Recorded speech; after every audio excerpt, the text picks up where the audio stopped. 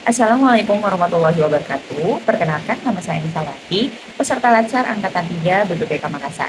Hari ini adalah hari ke-9 mengikuti Latsar, lebih tepatnya hari terakhir di pekan kedua untuk mengikuti Latsar. Tentu sangat banyak pelajaran yang bisa kita ambil, terlebih kita sudah mempelajari tentang bela negara dan juga nilai-nilai berakhlak. Sebagai ASN, kita harus mampu untuk mengaktualisasikan nilai-nilai berakhlak dalam pekerjaan kita sehari-hari.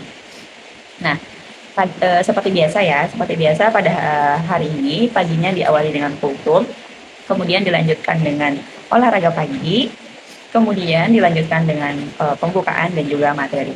Hari ini kita tidak membahas materi, tetapi lebih mengupas tuntas tugas-tugas yang telah diberikan kemarin, di mana ada tugas kelompok dan juga tugas individu.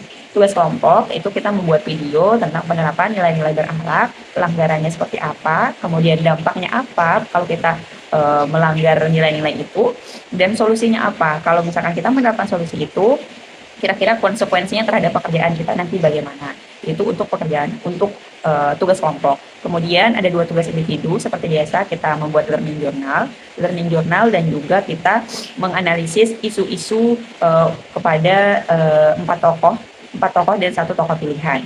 Nah, dari keempat tokoh yang kita analisis, ada 1 tokoh yang membuat saya begitu kagum, yaitu namanya Suster Apung. Jadi Suster Apung itu perawat yang mengabdikan dirinya di tengah laut.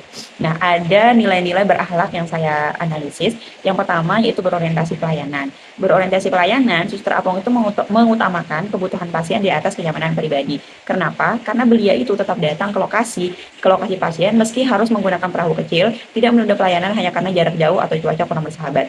Yang saya lihat di videonya itu ombak begitu besar, tapi beliau tetap datang ke pasien supaya dia bisa melayani pasien tersebut. Itu sungguh pengabdian yang luar biasa. Kemudian yang kedua, akuntabel.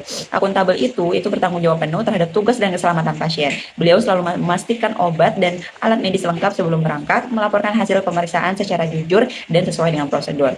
Yang ketiga adalah kompeten, yaitu menggunakan pengetahuan dan keterampilan secara profesional. Beliau memberikan tindakan medis sesuai standar meskipun dalam kondisi darurat. Terus belajar agar mampu menangani berbagai kondisi pasien di daerah terpencil. Yang saya ingat, beliau adalah bidan, tetapi beliau mengerjakan semua tugas, sampai tugas dokter beliau juga kerjakan. Jadi ini adalah sebuah kompetensi yang luar biasa. Kemudian ada harmoni. Harmoni itu dia menjalin hubungan yang baik dengan masyarakat setempat. Kemudian loyal itu tentu pengabdian beliau sudah tidak bisa diragukan lagi. Beliau mengabdikan dirinya di tengah laut meskipun harus menerjang ombak yang begitu besar. Kemudian adaptif itu dia mampu menyesuaikan diri dengan kondisi dan keterbatasan. Ada banyak keterbatasan seperti alat dan juga cara komunikasinya cara komunikasinya beliau dengan masyarakat, tapi beliau bisa menyesuaikan itu. Kemudian yang terakhir adalah kolaboratif. Kolaboratif itu bagaimana ia bekerja sama dengan berbagai pihak demi pelayanan yang optimal. Beliau selalu berkoordinasi dengan nelayan atau warga untuk transportasi, bekerja sama dengan aparat desa dan kesehatan lainnya.